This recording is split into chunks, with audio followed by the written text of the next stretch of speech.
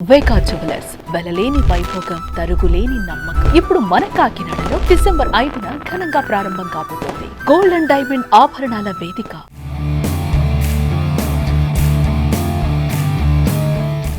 భారత క్రికెట్లో ఊచకోత అనే పదం ఎవరికైనా సెట్ అవుతుందంటే అది వీరేంద్ర సెహ్వాగ్కే. ఈ మాజీ ఓపెనర్ విధ్వంసానికి పరాకాష్ఠగా నిలిచాడు. అతడి పేరు వింటేనే ప్రత్యర్థి బౌలర్లు బెంబేలెత్తిపోతారు. క్రీజులో ఉన్నంతసేపు బౌండరీలే. అది ఫస్ట్ బాలా, తన వ్యక్తిగత స్కోర్ 99 అయినా చూడ్డు. బాల్ పడితే బౌండరీ కొట్టడమే టార్గెట్. అతడికి బౌలింగ్ వేయాలంటే తోపు బౌలర్లు కూడా వణికేవారు. వీరు క్రీజులో ఉన్నంతసేపు స్కోరు బోర్డు రాకెట్ స్పీడ్తో పరుగులు పెట్టేది. సెహ్వాగ్లా 3 ఫార్మాట్లో అతను డామినేట్ చేసిన బ్యాటర్ మరొకరు లేరంటే అతిశయోక్తి కాదు. అయితే రిటైర్ అయిన సెహ్వాగ్ గురించి అభిమానులు ఇంకా మాట్లాడుకుంటూనే ఉన్నారు. అలాంటి ఫ్యాన్స్కు పూనకాలు వచ్చే హాట్ న్యూస్ వచ్చేసింది. వీరేంద్ర సెహ్వాగ్ వారసత్వాన్ని కొనసాగిస్తూ అతడి కొడుకు వచ్చేశాడు.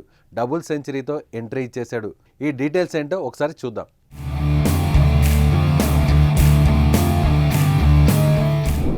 సెహ్వాగ్ కొడుకు ఆర్యవీర్ చెలరేగిపోయాడు.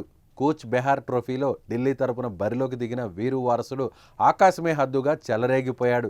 ఫస్ట్ బాల్ నుంచే బాదుడు మొదలుపెట్టిన ఆర్యవీర్ హాఫ్ సెంచరీ ఇలా మైల్ స్టోన్స్ అన్ని దాటుకుంటూ ఎక్స్ప్రెస్ వేగంతో దూసుకెళ్లాడు.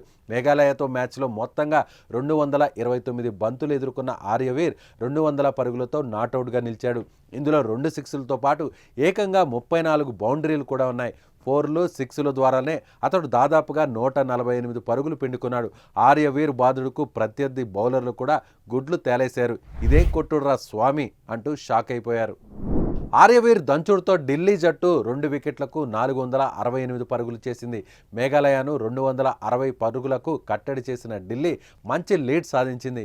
ఇక సెహ్వాగ్ కొడుకు విధ్వంసంపై అన్ని వైపుల నుంచి ప్రశంసలు వస్తున్నాయి. ఆర్యవీర్ తండ్రికి తగ్గ తనయుడని సోషల్ మీడియాలో నెటిజన్స్ మెచ్చుకుంటున్నారు. అతడు ఇదే ఆట తీరును కొనసాగిస్తే మరికొన్ని సంవత్సరాల్లో టీమిండియాలోకి అడుగు పెట్టడం ఖాయమని కామెంట్స్ చేస్తున్నారు.